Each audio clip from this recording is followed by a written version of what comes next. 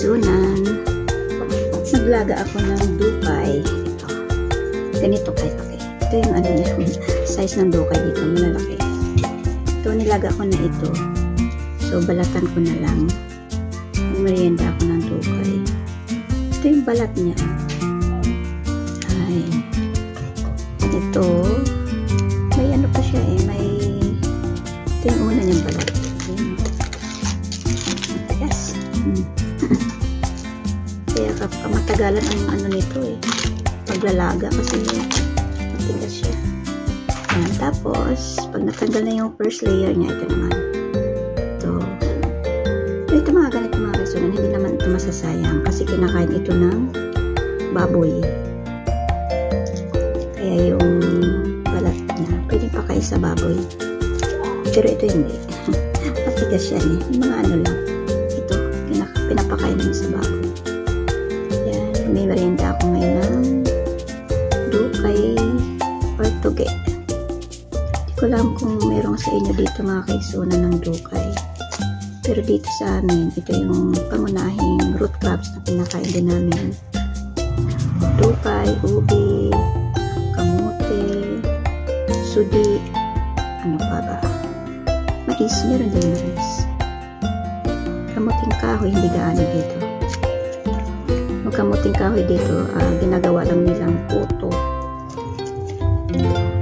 o kaya yung suman, pero yung talagang kainin na parang kanin, hindi po. Kasi yung mga kamuting kahoy dito yung kulay yellow. Kasi yung alam kong kinakain na kamuting kahoy, pwedeng kainin yung white. Yun ang kinakain namin sa probinsya. Ngayon, hiwain ko ito na pa-cubes. Yan. Hanggang dito lang. Kasi itong banda dito, matigas. Yan.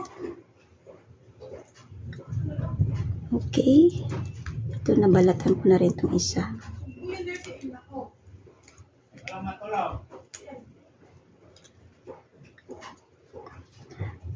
Maigi ito sa mga may diabetes mga kaigsunan kasi hindi naman ito matamis.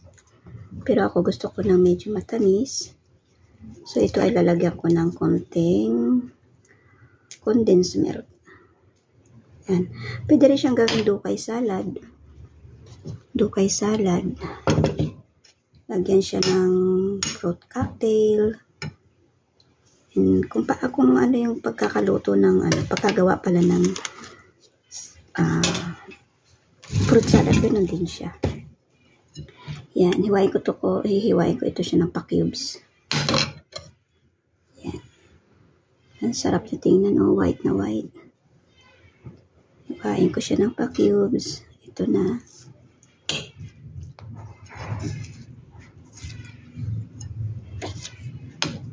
Ito na mga kaigsunan. Ni-cubes ko na. Itong condensed milk, lagyan ko siya ng condensed milk, kunti lang para hindi masyadong matamis. Yun na. Yan, kain tayo.